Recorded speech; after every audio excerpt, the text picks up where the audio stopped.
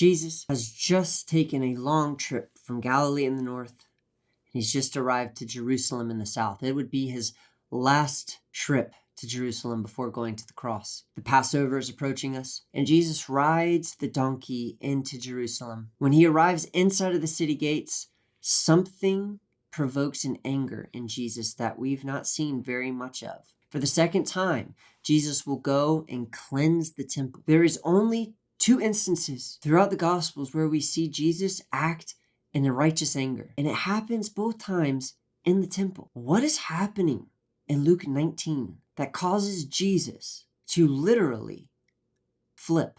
2 things are happening. One is specifically for the Gentiles, and as a Gentile, when I realized this, I lost it. Let's find out what's happening. Let's read this. Verse 45, and he entered the temple, began to drive out those who sold.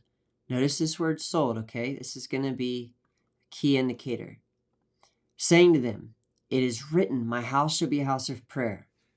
That's number 1, all right? Recognize that is number 1. My house should be a house of prayer. We're going to look at that in just a minute.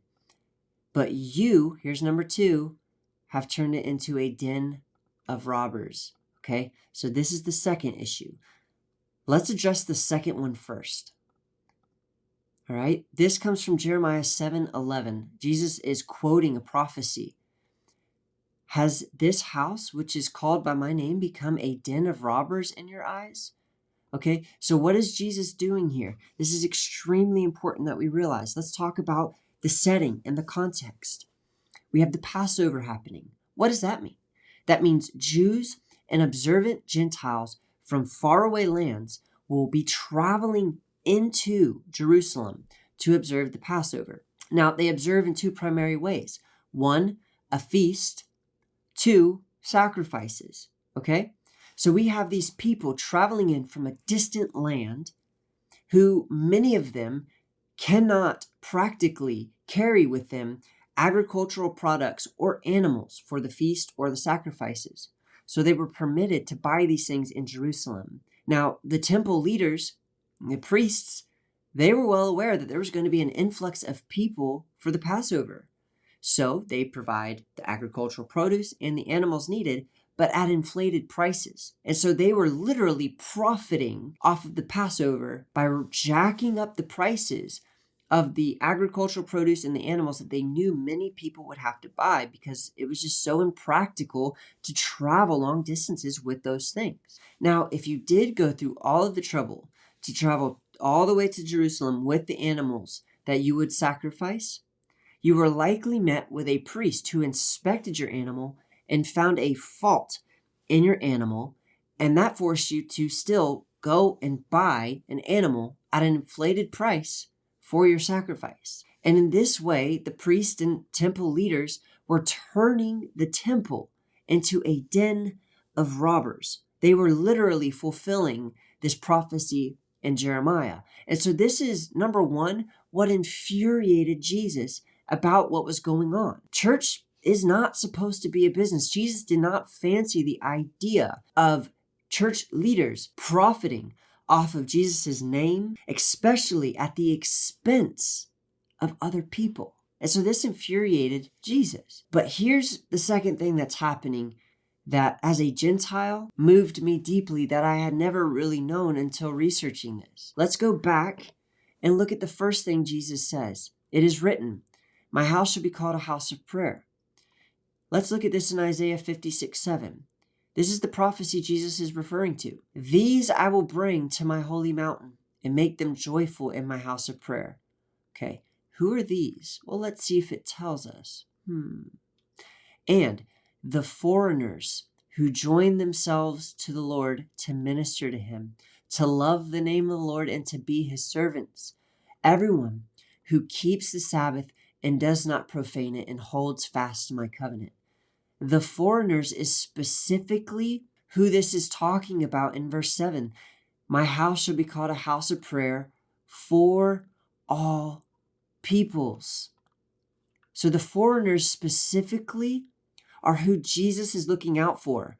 How do I know that? Well, back here, where things are being sold, okay, is in the specific location that was reserved for Gentile converts. And the way that the temple was set up, there was different layers, and there was a specific section that the Gentiles could enter to worship God, but they couldn't go past that like the Jewish men who would be there to worship God. And where they set up shop to sell the agricultural produce and these animals was in the specific location that Gentiles could worship. So the Gentiles, not only would they travel long distances to come and worship the Lord at his temple, but when they arrived, they would be met with a flea market of people selling at inflated prices animals and food. They had no place to pray and worship. And at this, Jesus was infuriated. And as a Gentile, this moves my heart because Jesus looked upon people like me who would have traveled to Jerusalem, and that would have been a very costly and sacrificial journey to make for many Gentile believers. But he would have looked at Gentiles like me and seen Gentiles standing in this outer court trying to worship, but being bombarded and berated with animals and produce and sales people bartering.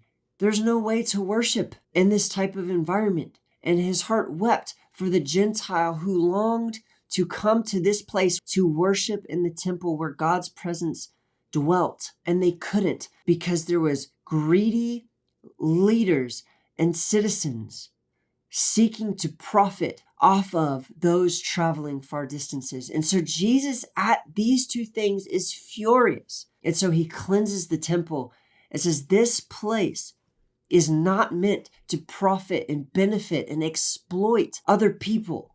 And this place is reserved for peoples from all nations to come here and worship. And you guys are taking that away from the Gentiles and from the Father who wants to be worshiped by all peoples. And for this reason, Jesus cleansed the temple and expressed his righteous anger in Luke 19:45 through 48. Hey everybody, thank you so much for spending the last few moments with me. I hope that this teaching has added value to you in some way, shape, or form. I hope it has blessed you like it blessed me when I stumbled upon the revelation of what Jesus was doing here in the temple. Now, I have gone ahead and to the side of me here posted the references that I have used in today's teaching for you to jot down and to study further if you so desire. I'd also like to take just a moment to invite you to like, share, comment, and subscribe, and turn on the notifications if you haven't done that already.